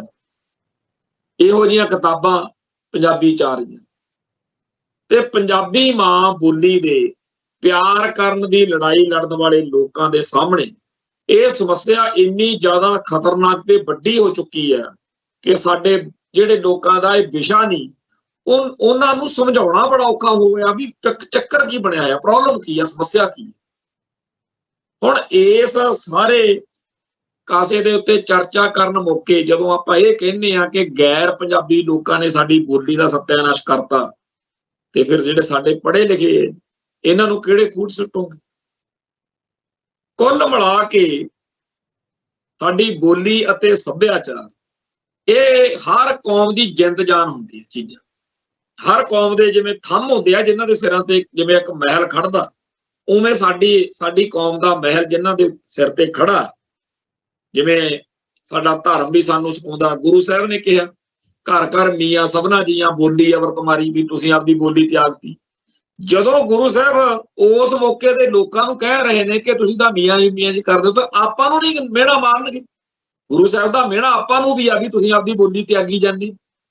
ਤੇ ਆਪਾਂ ਆਪਦੀ ਬੋਲੀ ਨੂੰ, ਆਪਦੇ ਸੱਭਿਆਚਾਰ ਨੂੰ ਬਚਾਉਣ ਦੇ ਲਈ ਕੀ ਕਰ ਰਹੇ ਹਾਂ? ਆ ਜਿਹੜੀਆਂ ਕਾਨਫਰੰਸਾਂ ਹੋ ਰਹੀਆਂ ਨੇ, ਬੜਾ ਖਰਚਾ ਹੁੰਦਾ ਜੀ, ਬੜਾ ਪ੍ਰਬੰਧ ਕੀਤਾ ਜਾਂਦਾ। ਅੱਜ ਤੱਕ ਇਹਨਾਂ ਸਾਰੇ ਵੱਡੇ ਉਪਰਾਲਿਆਂ ਦਾ ਜਿੰਨਾ ਸਾਨੂੰ ਲਾਹਾ ਹੋਣਾ ਚਾਹੀਦਾ ਸੀ ਉਹ ਹੋਇਆ। ਮੋਟੇ ਦੂਜੇ ਪਾਸੇ ਨੂੰ ਤੁਰ ਪਓ। ਸਰਕਾਰ ਜਿਵੇਂ ਕਾਨੂੰਨ ਬਣਾਉਂਦੀ ਹੈ ਕਿ ਪੰਜਾਬ ਵਿੱਚ ਪੰਜਾਬੀ ਬੋਲੀ ਲਾਗੂ ਕੀਤੀ ਜਾਊ ਦਫ਼ਤਰਾਂ 'ਚ, ਹੋ ਗਈ। ਜੇਕਰ 1990-91 ਦੇ ਦੌਰ ਵਿੱਚ ਜਿਹੜੇ ਸਿੰਘਾਂ ਨੇ, ਸਿੱਖਾਂ ਨੇ, ਜਿਨ੍ਹਾਂ ਦਾ ਧਿਆਨ ਹੋਵੇ, ਉਦੋਂ ਇੱਕ ਐਲਾਨ ਕੀਤਾ ਖਾੜਕੂਆਂ ਨੇ, ਜੁਝਾਰੂ ਜਥੇਬੰਦੀਆਂ ਨੇ, ਪੰਜਾਬੀ ਲਾਗੂ ਕਰਨ ਦਾ। ਰਾਤੋਂ ਰਾਤ ਹੀ ਥਾਣਿਆਂ ਦੇ ਉੱਤੇ, ਹਰ ਥਾਂ ਦੇ ਉੱਤੇ ਪੰਜਾਬੀ ਲਾਗੂ ਹੋ ਗਈ ਸੀ। ਜਿਸ ਵੀ ਬੰਦੇ ਨੂੰ ਮੇਰੀ ਗੱਲ ਸਮਝ ਨਹੀਂ ਲੱਗ ਰਹੀ ਕਿ ਮੈਂ ਕੀ ਪਿੱਟ ਰਿਹਾ, ਉਹਨੂੰ ਹੱਥ ਬੰਨ੍ਹ ਕੇ ਬੇਨਤੀ ਹੈ ਕਿ ਜਦੋਂ ਜੁਝਾਰੂ ਸਿੰਘਾਂ ਨੇ ਪੰਜਾਬੀ ਲਾਗੂ ਕਰਾਈ ਸੀ, ਉਸ ਇੱਕ ਹਫ਼ਤੇ ਦੇ ਇਕੱਲੇ ਅਖਬਾਰ ਚੱਕ ਕੇ ਦੇਖ ਲਵੇ, ਉਹ ਖਬਰਾਂ ਪੜ੍ਹ ਕੇ ਆਪੇ ਅੱਖਾਂ ਖੁੱਲ ਜਾਣਗੀਆਂ ਕਿ ਆਹ ਜਿਹੜੇ ਦਮਗੱਜੇ ਮਾਰੇ ਜਾ ਰਹੇ ਨੇ ਸਰਕਾਰੀ ਤੌਰ ਤੇ ਜਾਂ ਹੋਰ, ਕਿ ਅਸੀਂ ਪੰਜਾਬੀ ਲਾਗੂ ਕਰਾਵਾਂਗੇ, ਉਹਦਾ ਤੇ ਇਹਦਾ ਕੀ ਫਰਕ। ਆਹ ਪੰਜਾਬ ਬਣ ਚੁੱਕਿਆ ਜੀ ਅੱਜ, ਜਿੱਥੇ ਸਕੂਲਾਂ ਦੇ ਵਿੱਚ ਪਹਿਲਾਂ, ਅੱਜ ਤੋਂ 2-2.5 ਸਾਲ 3 ਸਾਲ ਪਹਿਲਾਂ ਤਾਂ ਸ਼ਰੇਆਮ ਹੀ ਹੁੰਦਾ ਸੀ ਕਿ ਜੀ ਪੰਜਾਬੀ ਬੋਲਣ ਦੇ ਉੱਤੇ ਜੁਰਮਾਨਾ ਕਰਦੇ। ਆਮ ਗੱਲ ਸੀ, ਆਪਾਂ ਰੌਲੇ ਪੈਂਦੇ ਸੀ, ਸੁਣਦੇ ਸੀ, ਹੁਣ ਤੱਕ ਚੱਲਦਾ ਰਿਹਾ ਚੱਕਰ। ਹੁਣ ਕੰਮ ਹੋਰ ਔਖਾ ਹੋ ਗਿਆ। ਹੁਣ ਮਾਹੌਲ ਬਣਾ ਦਿੱਤੇ ਗਏ ਆ ਸਕੂਲਾਂ ਦੇ ਵਿੱਚ। ਸਾਡੇ ਨਿਆਣੇ, ਸਾਡੇ ਬੱਚੇ ਉਹਨਾਂ ਸਕੂਲਾਂ 'ਚ ਡਰਦੇ ਜਗਦੇ ਬਾਹਰ ਉਹ ਗੱਲ ਵੀ ਨਹੀਂ ਲਿਆਉਂਦੇ। ਇੱਕ ਪਿਛਲੇ ਦਿਨੀ ਇਹ ਚਰਚਾ ਆਈ ਕਿ ਨਿਆਣੇ ਦੇ ਗਲ 'ਚ ਧਰਤੀ ਪਾ ਕੇ ਘੁਮਾਤਾ ਕਿ ਮੈਂ ਪੰਜਾਬੀ ਬੋਲਦਾ ਹਾਂ, ਜਿਵੇਂ ਕੋਈ ਬਹੁਤ ਵੱਡਾ ਪਾਪੀ ਹੋਵੇ, ਗੁਨਾਹਗਾਰ ਹੋਵੇ, ਮੈਂ ਪਾਪ ਕਰ ਲਿਆ ਹੈ। ਇਹ ਸਾਡਾ ਪੰਜਾਬ ਆ ਜੀ, ਜਿੱਥੇ ਪੰਜਾਬੀ ਬੋਲੀ ਦੇ ਅਸੀਂ ਝੰਡੇ ਚਲਾਉਣੇ ਸੀ, ਅਸੀਂ ਦੂਜੇ ਥਾਵਾਂ ਤੇ ਜਾ ਕੇ ਕੀ ਕਰਨਾ। ਸਾਡੀ ਆਪਦੀ ਮਾਂ ਭੂਮੀ ਦੇ ਉੱਤੇ ਸਾਡਾ ਇਹ ਹਾਲ ਪੰਜਾਬੀ ਦਾ। ਸਾਡੇ ਰਹਿਣ ਸਹਿਣ, ਸਾਡੇ ਸਾਰੇ ਕਾਸੇ ਦੇ ਉੱਤੇ ਡਾਕਾ ਵੱਜ ਰਿਹਾ, ਔਰ ਇਹ ਡਾਕਾ ਦਿੱਲੀ ਦਰਬਾਰ ਦੀ ਲੜਾਈ ਹੈ, ਇਹ ਜੰਗ ਆ ਉਹਨਾਂ ਦੀ। ਸਾਡੇ ਅਮਨ ਚੈਨ ਨੂੰ ਹਰ ਵੇਲੇ ਲਾਂਬੂ ਲਾਇਆ ਹੋਇਆ। ਅਸੀਂ ਸਵੇਰੇ ਉੱਠਦੇ ਹਾਂ, ਕੋਈ ਨਾ ਕੋਈ ਬੰਬ ਡਿੱਗ ਪੈਂਦਾ, ਅਸੀਂ ਉਧਰ ਨੂੰ ਭੱਜ ਲੈਂਦੇ ਹਾਂ। ਉਹ ਆ ਗਈ ਖਬਰ ਬਈ ਚੰਡੀਗੜ੍ਹ ਪੰਜਾਬ ਤੋਂ ਖੋਣ ਲੱਗੇ, ਸਾਰਿਆਂ ਦੇ ਹੋਸ਼ ਉੱਡ ਜਾਂਦੇ ਆ। ਕਦੇ ਖਬਰ ਆ ਜਾਂਦੀ ਆ ਵੀ ਭਾਖੜਾ ਬਿਆਸ ਮੈਨੇਜਮੈਂਟ ਖੋਲਿਆ, ਕਦੇ ਆਹ ਹੋ ਗਿਆ, ਉਹ ਹੋ ਗਿਆ। ਹਰ ਰੋਜ਼, ਹਰ ਪਲ ਜਦੋਂ ਅਸੀਂ ਇਸ ਤਰ੍ਹਾਂ ਦੇ ਮਾਹੌਲ 'ਚ ਰਹਿੰਦੇ ਹਾਂ, ਤਾਂ ਜਿਹੜੇ ਸਾਡੇ ਅਸਲ ਮੁੱਦੇ ਆ, ਜਿਨ੍ਹਾਂ ਦੇ ਸਿਰ ਤੇ ਸਾਡੀ ਕੌਮ ਦਾ ਕਿਰਦਾਰ ਬੁਲੰਦ ਹੋਣਾ ਸੀ, ਸਾਡੀ ਬੋਲੀ, ਸੱਭਿਆਚਾਰ ਤੇ ਹੋਰ ਮਸਲੇ, ਉਹਨਾਂ ਵੱਲ ਧਿਆਨ ਦੇਵੇ ਤਾਂ ਦੇਵੇ ਕਿਹੜਾ, ਕਦੋਂ ਦੇਈਏ। ਇੱਥੇ ਤਾਂ ਰੋਟੀ ਕਮਾਉਣ ਦਾ, ਜਿਹੜਾ ਸਾਡੇ ਧਰਮ 'ਚ ਕਿਰਤ ਕਰੋ ਦਾ, ਇੱਥੇ ਕਿਰਤ ਕਰਕੇ ਖਾਣ ਦਾ ਕੋਈ ਰਾਹ ਨਹੀਂ। ਇੱਥੇ ਆਪਾਂ ਪਿੱਟਦੇ ਆ ਕਿ ਜੀ ਬਾਹਰ ਨੂੰ ਸਾਰੇ ਲੋਕ ਭੱਜੇ ਜਾਂਦੇ। ਇੱਥੇ ਮਾਹੌਲ ਤਾਂ ਇਹ ਬਣਾਇਆ ਜਾ ਰਿਹਾ ਕਿ ਜੇ ਇੱਥੇ ਰਹਿਣਾ ਤੇ ਜੁੱਤੀਆਂ ਨੇ। ਕਹਿੰਦੇ ਕਹਾਉਂਦੇ ਵੱਡੇ ਪੜ੍ਹੇ ਲਿਖੇ, MA BEd, ਕਈ ਡਿਗਰੀਆਂ। ਇੱਕ ਪਰਸੋਂ ਭੈਣ ਦੀ ਵੀਡੀਓ ਆਈ, ਕੁੜੀ ਦੀ, ਸਾਡੀ ਬੱਚੀ ਦੀ, ਉਹ ਪਿੱਟ ਰਹੀ ਆ ਕਿ ਜਿੰਨੇ ਸਾਡੇ ਇਲਾਕੇ ਦੇ MLA MP ਆ, ਸਾਰਿਆਂ ਨਾਲੋਂ ਵੱਧ ਮੇਰੀ ਪੜ੍ਹਾਈ ਆ, ਪਰ ਮੇਰੇ ਡਾਂਗਾਂ ਪੈਂਦੀਆਂ। ਯੂਨੀਵਰਸਿਟੀ ਦੇ ਵਿੱਚ ਚੰਡੀਗੜ੍ਹ ਇੱਕ ਮਸਲਾ ਬਣਿਆ ਹੋਇਆ, ਉੱਥੇ ਵੀ ਨੌਜਵਾਨ ਬੱਚੇ ਬੱਚੀਆਂ, ਉਹਨਾਂ ਤੇ ਕੁੱਟਮਾਰ ਹੋ ਗਈ। ਲੀਡਰ ਗਏ ਆਪਣੇ ਉੱਥੇ, ਉਹ ਕਹਿੰਦੇ ਕੋਈ ਨਾ, ਫਿਕਰ ਨਾ ਕਰੋ, ਜੇ ਤੁਹਾਡੇ ਉੱਤੇ ਮੁਕੱਦਮਾ ਬਣ ਗਿਆ, ਮੁਕੱਦਮੇ ਤਾਂ ਆਪਣੇ ਪੰਜਾਬੀਆਂ ਦੀ, ਆਪਣੀ ਪੰਥਕ ਕੌਮ ਦੀ ਲੜਾਈ, ਇਹ ਤਾਂ ਜੀ ਸ਼ਿੰਗਾਰ ਹੁੰਦੇ ਆ, ਜਿਵੇਂ ਆਪਾਂ ਹੌਸਲਾ ਦੇਣ ਲਈ ਕਹਿ ਦਿੰਦੇ ਆ। ਉਹ ਬੱਚਾ ਕਹਿੰਦਾ ਵੀ ਮੈਂ PhD ਕਰ ਰਿਹਾ ਜੀ, ਮੇਰੀ ਤਾਂ ਸਾਰੀ ਜ਼ਿੰਦਗੀ ਬਰਬਾਦ ਹੋ ਜਾਣੀ ਹੈ ਜਦੋਂ ਮੇਰੇ ਤੇ ਮੁਕੱਦਮਾ ਬਣ ਗਿਆ। ਲੜ ਵੀ ਨਹੀਂ ਸਕਦੇ ਕਿਉਂਕਿ ਮੁਕੱਦਮਾ ਦਰਜ ਹੋਣ ਦਾ ਡਰ ਵਾ। ਲੜ ਨਹੀਂ ਸਕਦੇ, ਡਾਂਗਾਂ ਪੈਂਦੀਆਂ ਨੇ। ਧੀਆਂ ਭੈਣਾਂ ਨੂੰ ਕੁੱਟਿਆ ਜਾ ਰਿਹਾ, ਤੁਸੀਂ ਆਪਦੇ ਹੱਕਾਂ ਦੀ ਗੱਲ ਕਿਉਂ ਕਰਦੇ? ਕੀ ਪੰਜਾਬ ਕਹਿੰਦਾ ਹੈਗਾ ਕਿ ਮੈਨੂੰ ਰੋਜੀ ਰੋਟੀ ਕਮਾਉਣ ਜੋਗਾ ਕਰੋ, ਜਿਵੇਂ ਸਾਡੇ ਬੱਚੇ ਬਾਹਰ ਜਾ ਕੇ ਮਿਹਨਤਾਂ ਕਰਦੇ, ਤੇ ਸਿਸਟਮ ਕਹਿੰਦਾ ਨਹੀਂ, ਅਸੀਂ ਤੁਹਾਨੂੰ 1000 ਰੁਪਈਆ ਮਹੀਨਾ ਦਿਆਂਗੇ ਜੀ, ਅਸੀਂ ਤੁਹਾਨੂੰ 2000 ਮਹੀਨਾ ਦੇ ਦਿਆਂਗੇ ਜੀ, ਅਸੀਂ ਤੁਹਾਨੂੰ ਫ੍ਰੀ 'ਚ ਦਿਆਂਗੇ, ਅਸੀਂ ਤੁਹਾਨੂੰ ਫਲਾਨਾ ਕਰਾਂਗੇ। ਉਹ ਕਹਿੰਦੇ ਆ ਕਿ ਪੰਜਾਬ ਦਾ ਕੋਈ ਵੀ ਜਿਹੜਾ ਹਾਂਦਰੂ ਪੱਖ ਆ, ਹਾਂ ਪੱਖੀ ਗੱਲ ਆ, ਉਹ ਰਹਿਣ ਨਹੀਂ ਦੇ। ਬੋਲੀ ਮਾਰੋ, ਸੱਭਿਆਚਾਰ ਮਾਰੋ, ਇਹਨਾਂ ਦੀ ਜਿਹੜੀ ਕੰਮ ਕਰਨ ਦੀ ਰੁਚੀ ਹੈ, ਜਿਹੜੇ ਇਹਨਾਂ 'ਚ ਦਲੇਰੀ ਦੇ ਅੰਸ਼ ਨੇ, ਜਿਹੜਾ ਇਹਨਾਂ 'ਚ ਚੜ੍ਹਦੀ ਕਲਾ ਦਾ, ਇਹਨਾਂ ਦਾ ਸਿਦਕ ਨਿਭਾਉਣ ਦੀ ਗੱਲ, ਹਰ ਉਹ ਚੰਗੀ ਗੱਲ ਜਿਹਦੇ ਕਰਕੇ ਜਿਹੜੇ ਸਾਡੇ ਗੁਣ ਨੇ ਉਹਨਾਂ ਨੂੰ ਮਾਰਿਆ ਜਾ ਰਿਹਾ। ਹੁਣ ਜੇਕਰ ਇਹਨਾਂ ਗੱਲਾਂ ਦੇ ਉੱਤੇ ਚਰਚਾ ਕਰਨੀ ਹੋਵੇ, ਇਹਨਾਂ ਗੱਲਾਂ ਤੇ ਡਿਸਕਸ਼ਨ ਹੋਣ ਦੀਆਂ ਹੋਣ, ਤਾਂ ਕਿੱਥੇ ਕਰੀਏ? ਇਹ ਮੁੱਦੇ ਨੇ ਬਹੁਤ ਭਿਆਨਕ ਤੇ ਬੜੀ ਖਤਰਨਾਕ ਤਰ੍ਹਾਂ ਦੀ ਦੁਸ਼ਮਣੀ ਤੁਹਾਡੇ ਨਾਲ ਤੁਹਾਡਾ ਦੁਸ਼ਮਣ ਕੱਢ ਰਿਹਾ। ਪਰ ਸਾਡੇ ਭਾਈਚਾਰੇ ਨੂੰ ਇਹ ਗੱਲਾਂ ਦਾ ਅਹਿਸਾਸ ਤਾਂ ਹੈਗਾ।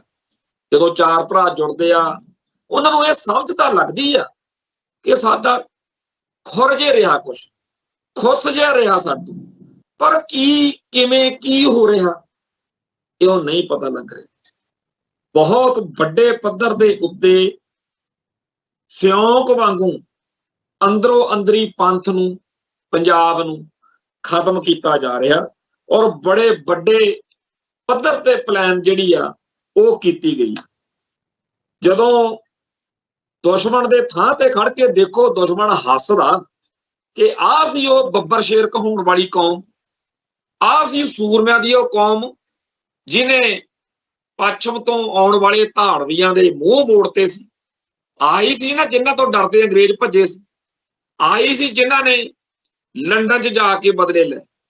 20-20 ਸਾਲ ਤੱਕ ਸਰਦਾਰ ਊਧਮ ਸਿੰਘ ਵਰਗੇ, ਸਰਦਾਰ ਭਗਤ ਸਿੰਘ ਵਰਗੇ, ਸਰਦਾਰ ਕਰਤਾਰ ਸਿੰਘ ਸਰਾਭੇ ਵਰਗੇ, ਬੱਬਰ ਅਕਾਲੀ, ਗਦਰੀ ਬਾਬੇ, ਉਹ ਅੱਜ ਆਪਣਾ ਹਾਲ ਕੀ ਹੈ?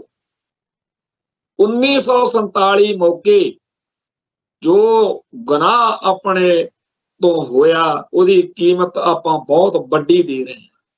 ਜਿਹਨੂੰ ਇਹ ਦਿਖਦਾ ਨਹੀਂ, ਜਿਹਨੂੰ ਇਹ ਅਹਿਸਾਸ ਨਹੀਂ ਹੋ ਰਿਹਾ, ਉਹ ਕਿੱਡਾ ਵੱਡਾ ਗੁਨਾਹ ਕਰ ਰਿਹਾ, ਇਹ ਉਹਨੂੰ ਹੀ ਪਤਾ, ਜਿਹੜੇ ਬੰਦੇ ਨੂੰ ਇਸ ਗੱਲ ਦਾ ਅਹਿਸਾਸ ਆ। ਹੁਣ ਕਦੇ ਕਹਿ ਦਿੰਦੇ ਜੀ ਤੁਹਾਡੀ ਰਾਜਧਾਨੀ ਸਾਂਝੀ ਹੈ। ਅੱਜ ਖਬਰ ਛਪੀ ਆ ਵੀ ਜੀ ਹਰਿਆਣੇ ਨੂੰ ਕੋਈ ਜ਼ਮੀਨ ਨਹੀਂ ਅਲਾਟ ਕੀਤੀ। ਕਟਾਰੀਆ, ਇਹ ਕਟਾਰੀਆ ਜਿਹੜਾ ਹੈ ਇਹ ਪੰਜਾਬ ਦਾ ਰਾਜਪਾਲ।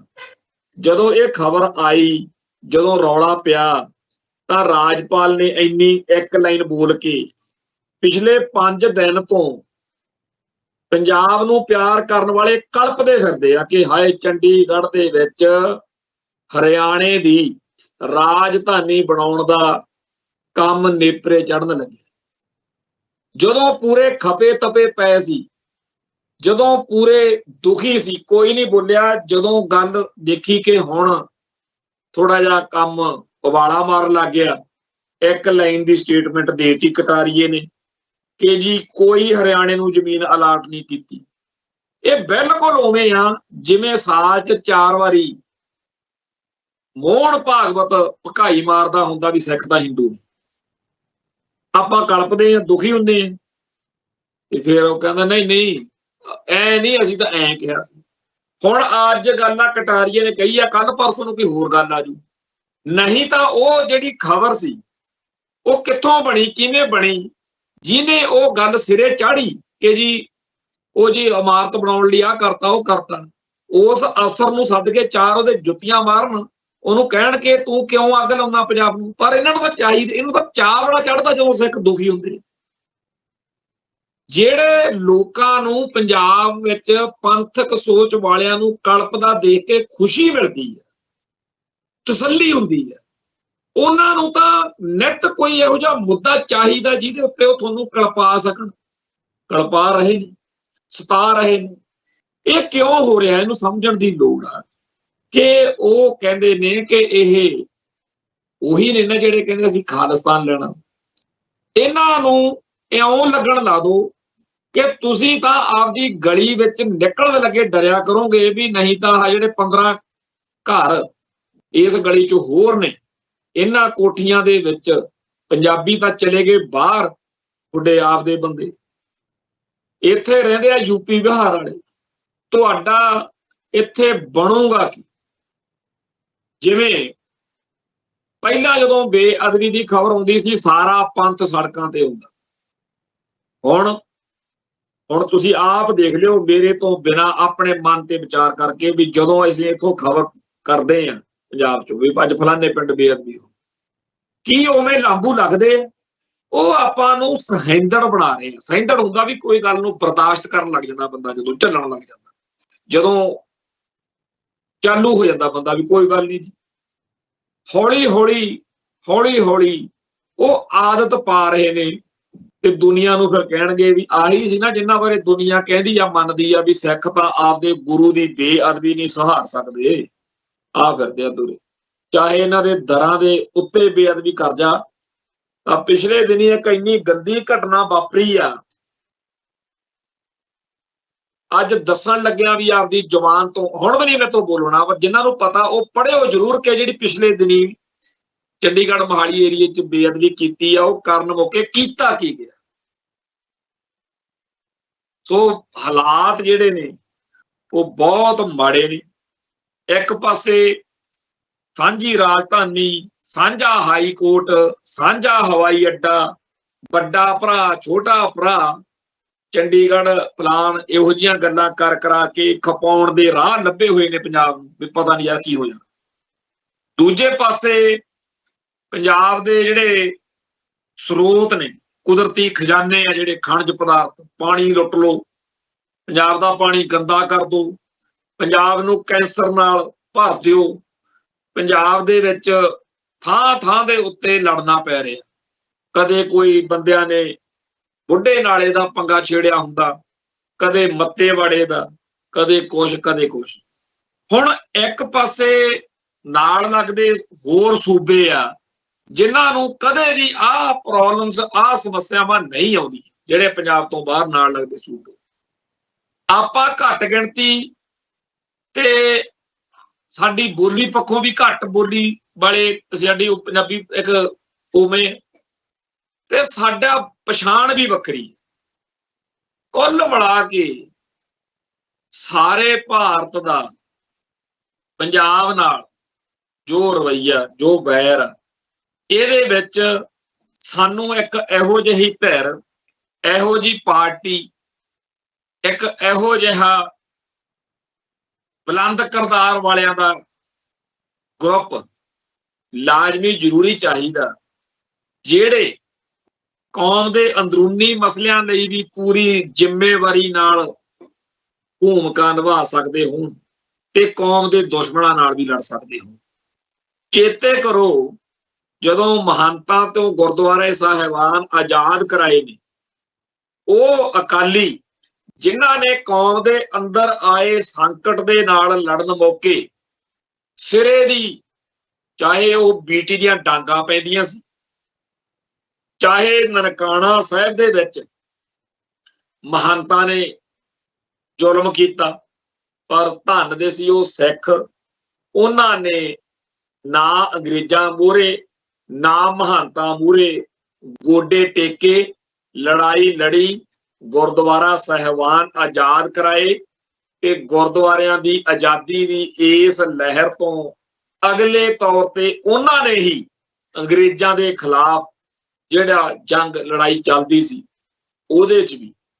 ਉਸ ਤੋਂ ਅਗਲੀ ਗੱਲ ਹੋਰ ਵੀ ਇਹਨਾਂ ਵਿੱਚੋਂ ਹੀ ਉਹ ਸੂਰਮੇ ਜਿਨ੍ਹਾਂ ਨੇ ਹਥਿਆਰਬੰਦ ਟੱਕਰਾਂ, ਜਿਹੜੀ INA ਬਣੀ, ਇੰਡੀਅਨ ਨੈਸ਼ਨਲ ਆਰਮੀ, ਜਿਹੜੀ ਆਜ਼ਾਦ ਹਿੰਦ ਫੌਜ ਬਣੀ, ਉਹਦੇ 'ਚ ਵੀ ਆਪਣੇ ਬੰਦਿਆਂ ਨੇ ਕਮਾਲ ਕਰਤੀ। ਤੋ ਇਹ ਜਿਹੜਾ ਪਿਛਲੀ ਸਦੀ 'ਚ, ਅੱਜ ਤੋਂ 100 ਸਾਲ ਪਹਿਲਾਂ ਸਾਡੇ ਗੁਰਸਿੱਖ ਪਿਆਰਿਆਂ ਨੇ ਤੇਗਾਂ ਮਾਰੀਆਂ, ਉਵੇਂ ਦੇ ਹੀ ਇਸ ਵੇਲੇ ਸਾਡੀ ਕੌਮ ਨੂੰ ਗੁਰਸਿੱਖ ਪਿਆਰੇ ਚਾਹੀਦੇ। ਤੇ ਇੱਥੇ ਸਾਨੂੰ ਬਾਦਲ ਸੈਨਾ ਡਰਾਈ ਜਾਂਦੀ ਆ ਵੀ ਜੇਕਰ ਜੀ ਇਹ ਪਾਸੇ ਕਰਤੇ, ਬਲੈਕਮੇਲਿੰਗ ਸਿੱਧੀ ਸਿੱਧੀ, ਫਿਰ ਬਣੂ ਕੀ। ਹਾਸਾ ਆਉਂਦਾ ਵੀ ਮਹੰਤ ਜਿਹੜੇ ਸੀ, ਮਹੰਤ ਉਹਨਾਂ ਦੇ ਵੀ ਚੇਲੇ ਸ਼ਾਇਦ ਇਹੋ ਜਿਹੀਆਂ ਫੁਕਰੀਆਂ ਮਾਰਦੇ ਹੋਣਗੇ ਉਦੋਂ ਵੀ ਤੁਸੀਂ ਹੁਣ ਕਈ ਤਾਂ ਜਾਣਦੇ ਹੋ ਵੀ ਗੁਰਦੁਆਰਾ ਸਾਹਿਬ ਆਜ਼ਾਦ ਕਰਾ ਤੇ ਮਹੰਤ ਚਲੇ ਗਏ, ਤੇ ਫਿਰ ਤੁਹਾਡਾ ਬਣੂ ਕੀ। ਭਾਈ ਜਿਵੇਂ ਮਹੰਤਾਂ ਤੋਂ ਗੁਰਦੁਆਰਾ ਸਾਹਿਬਾਨ ਆਜ਼ਾਦ ਕਰਾ ਕੇ ਗੁਰੂ ਪੰਥ ਨੂੰ ਪਿਆਰ ਕਰਨ ਵਾਲੇ ਸਿੱਖਾਂ ਨੇ, ਹੋ ਸਕਦਾ ਪਹਿਲੇ ਦਿਨ ਉਹਨਾਂ 'ਚ ਉਹ ਘਾਟਾ ਕੁਛ ਹੋਣ, ਹੌਲੀ ਹੌਲੀ ਉਹਨਾਂ ਨੇ ਉਹੀ ਆਗੂ, ਕੌਮ ਦੇ ਆਗੂ ਬਣੇ ਨਾ, ਜਿਹੜੇ ਗੁਰਦੁਆਰਾ ਸੁਧਾਰ ਲਹਿਰ ਮੌਕੇ ਸ਼ੁਰੂ 'ਚ ਚੱਲੇ। ਸੋ ਅੱਜ ਜਿਹੜੇ ਲੋਕ ਖਾਲਸਾ ਪੰਥ ਪ੍ਰਤੀ ਬਣਦੀ ਜ਼ਿੰਮੇਵਾਰੀ ਨਿਭਾ ਨਹੀਂ ਰਹੇ, ਉਹ ਕਹਿੰਦੇ ਨੇ ਕਿ ਚਾਹੇ ਅਸੀਂ ਸਿਰੇ ਦੇ ਨਖਿੱਧ ਸਾਬਤ ਹੋਏ, ਅਸੀਂ ਸਰਸੇ ਵਾਲੇ ਦੀਆਂ, RSS ਦੀਆਂ, ਹੋਰ ਪੰਥ ਦੋਖੀਆਂ ਦੀਆਂ ਅਸੀਸਾਂ ਲੈਣ ਲਈ, ਅਸ਼ੀਰਵਾਦ ਲੈਣ ਲਈ ਪੰਥ ਨਾਲ ਧਰੋ ਕਮਾਇਆ, ਅਸੀਂ ਸਭ ਕੁਝ ਮਾੜਾ ਕੀਤਾ, ਪਰ ਸਾਡੇ ਬਗੈਰ ਜੀ ਪੰਥ ਦਾ ਗੁਜ਼ਾਰਾ ਨਹੀਂ, ਸਾਨੂੰ ਨਾ ਜੀ ਪਾਸੇ ਕਰ ਲਿਓ, ਤੇ ਸਾਡੇ ਬਗੈਰ ਕੰਮ ਕਿਵੇਂ ਚੱਲੂ? ਕੀ ਗੁਰੂ ਦਾ ਪੰਥ ਮਥਾਜ ਆ ਜੀ ਕਿਸੇ ਬੰਦੇ ਦਾ? ਖਾਲਸਾ ਪੰਥ ਕਦੇ ਕਿਸੇ ਬੰਦੇ ਦਾ ਜਾਂ ਖਾਸ ਧਿਰ ਦਾ ਕਦੇ ਮਥਾਜ ਨਹੀਂ ਰਿਹਾ। ਉਸ ਅਕਾਲ ਪੁਰਖ ਵਾਹਿਗੁਰੂ ਨੇ ਪਿਛਲੇ ਸਾਡੇ ਆ ਜਿਹੜਾ 3 ਸਦੀਆਂ ਦਾ ਚੱਲਦਾ ਸਾਡੇ ਸਾਰੇ ਇਤਿਹਾਸ ਤੇ ਕਦੇ ਕੋਈ ਸ਼ਖਸੀਅਤ, ਕਦੇ ਕੋਈ ਧਿਰ, ਕਦੇ ਕੋਈ ਕਿਸੇ ਨਾਂ ਹੇਠ ਇਹ ਕਹਿਣਾ ਕਿ ਜੀ ਹੁਣ ਫਲਾਨਾ ਹੀ ਤਾਰੂ, ਇਹ ਸਭ ਤੋਂ ਵੱਡਾ ਹੰਕਾਰ। ਕਦੇ ਕੋਈ ਉੱਠ ਕੇ ਕਹਿੰਦਾ ਜੀ ਮੇਰੇ ਤੋਂ ਕੋਈ ਕਦੇ ਕਿਸੇ ਦੇ ਦੁਆਲੇ ਹੋ ਜਾਂਦੇ ਆ ਜੀ, ਇਹ ਤੋਂ ਬਗੈਰ ਨਹੀਂ ਗੱਲ ਬਣਨੀ। ਸੋ ਸਾਡੇ ਲਈ ਤਾਂ ਇਹ ਆ ਕਿ ਉਸ ਅਕਾਲ ਪੁਰਖ ਵਾਹਿਗੁਰੂ ਨੇ ਖਾਲਸੇ ਨੂੰ, ਖਾਲਸਾ ਪੰਥ ਨੂੰ ਬਹੁਤ ਵੱਡੀ ਸ਼ਕਤੀ ਨਾਲ ਨਵਾਜਿਆ ਹੋਇਆ। ਉਸ ਪਾਵਰ ਨੇ, ਉਸ ਸ਼ਕਤੀ ਨੇ ਸਿੱਖਾਂ ਨੂੰ ਜਿਉਂਦਾ ਰੱਖਿਆ ਤੇ ਗਾਂ ਰੱਖਣਾ। ਉਸੇ ਦੇ ਸਹਾਰੇ ਸਿੱਖਾਂ ਨੇ ਆਪਦੀ ਲੜਾਈ ਪਹਿਲਾਂ ਜਿੱਤੀ ਆ, ਗਾਂ ਜਿੱਤਣੀ ਆ। ਸਿੱਖਾਂ ਨੇ ਪਹਿਲਾਂ ਜਦੋਂ ਰਾਜ ਭਾਗ ਹਾਸਲ ਕੀਤੇ ਆ, ਉਹ ਵੀ ਉਸੇ ਗੁਰੂ ਦੀ ਬਖਸ਼ਿਸ਼ ਨਾਲ ਹਾਸਲ ਕੀਤੇ ਆ, ਗਾਂ ਵੀ ਕਰਨੇ। ਹਾਲਾਂਕਿ ਪਿਛਲੀਆਂ ਸਦੀਆਂ ਦੇ ਵਿੱਚ ਤਾਂ ਜਦੋਂ ਕਿਸੇ ਇੱਕ ਸਿੰਘ ਦਾ, ਸ਼ਾਇਦ ਮਹਾ ਸਿੰਘ ਦਾ, ਭਾਈ ਮਹਾ ਸਿੰਘ ਜਿਹੜੇ ਮਹਾਰਾਜਾ ਰਣਜੀਤ ਸਿੰਘ ਦੇ ਪਿਤਾ ਸੀ, ਉਹਦੀ ਸ਼ਾਇਦ ਉਹ ਗੱਲ ਆ, ਮੈਨੂੰ ਪੱਕਾ ਚੇਤੇ ਨਹੀਂ, ਕਹਿੰਦੇ ਵੀ ਤੁਹਾਡੀ ਤਾਂ ਜੀ ਪੰਥ ਨੂੰ ਲੋੜ ਸੀ, ਤੁਸੀਂ ਢਿੱਲੇ ਹੋ ਗਏ। ਉਹ ਇਤਰਾਜ਼ ਕੀਤਾ, ਗੁੱਸਾ ਕੀਤਾ ਸੀ, ਕਹਿੰਦੇ ਇਹ ਕੀ ਕਹਿਤਾ ਤੂੰ? ਪੰਥ ਦੀ ਮੈਨੂੰ ਲੋੜ ਪੈ ਸਕਦੀ ਹੈ, ਮੇਰੀ ਪੰਥ ਨੂੰ ਕਦੇ ਲੋੜ ਨਹੀਂ ਪੈ ਸਕਦੀ। ਪਰ ਅੱਜ ਹੰਕਾਰ ਨਾਲ ਭਰੇ ਹੋਏ ਕੁਝ ਬੰਦੇ ਇਉਂ ਕਹਿ ਰਹੇ ਨੇ, ਇਉਂ ਦਰਸਾ ਰਹੇ ਨੇ ਕਿ ਸਾਡਾ ਮਥਾਜ ਆਏ ਪੰਥ। ਰੱਬ ਬਚਾਵੇ ਇਹੋ ਜਿਹੇ ਲੋਕਾਂ ਤੋਂ, ਤੇ ਅਰਦਾਸ ਕਰਦੇ ਹਾਂ ਸੱਚੇ ਪਾਤਸ਼ਾਹ ਦੇ ਚਰਨਾਂ 'ਚ ਕਿ ਸਾਡੀ ਕੌਮ ਨੂੰ ਇਹੋ ਜਿਹੇ ਗੁਰਸਿੱਖ ਪਿਆਰੇ ਬਖਸ਼ੋ ਜਿਹੜੇ ਪੰਥ ਨੂੰ, ਕੌਮ ਨੂੰ ਸਮਰਪਿਤ ਹੋਣ, ਜਿਨ੍ਹਾਂ ਦਾ ਨਜ਼ਰੀਆ, ਵਿਜ਼ਨ, ਸੋਚ, ਸਮਰੱਥਾ ਵੱਡੀ ਹੋਵੇ। ਤੇ ਸਾਨੂੰ ਉਹ ਸ਼ਕਤੀ, ਸਮਰੱਥਾ ਤੇ ਵਿਜ਼ਨ, ਨਜ਼ਰੀਆ ਬਖਸ਼ਣ ਪਾਤਸ਼ਾਹ, ਜਿਹਦੇ ਨਾਲ ਖਾਲਿਸਤਾਨ ਸਿਰਜਿਆ ਜਾਵੇ ਤੇ ਆਹ ਜਿਹੜਾ ਦੁਸ਼ਮਣ ਆ ਇਹਦੇ ਤੇ ਸਾਡੀ ਫਤਿਹ ਹੋਵੇ। ਸਾਨੂੰ ਯਕੀਨ ਆ ਉਹ ਦਿਨ ਆਊਗਾ ਜਦੋਂ UN ਦੇ ਵਿੱਚ ਹੋਰਨਾਂ ਮੁਲਕਾਂ ਦੇ ਵਿਚਾਲੇ ਖਾਲਿਸਤਾਨ ਦਾ ਝੰਡਾ ਵੀ ਝੂਲੂਗਾ। ਉਸ ਦਿਨ ਦੀ ਉਡੀਕ ਵਿੱਚ ਤੇ ਆਸ ਵਿੱਚ ਫਤਿਹ ਅਰਜ ਕਰਦੇ ਆ ਜੀ। ਨਾਨਕ ਨਾਮ ਚੜ੍ਹਦੀ ਕਲਾ, ਤੇਰੇ ਪਾਣੇ ਸਰਬੱਤ ਦਾ ਭਲਾ। ਵਾਹਿਗੁਰੂ ਜੀ ਕਾ ਖਾਲਸਾ, ਵਾਹਿਗੁਰੂ ਜੀ ਕੀ ਫਤਿਹ।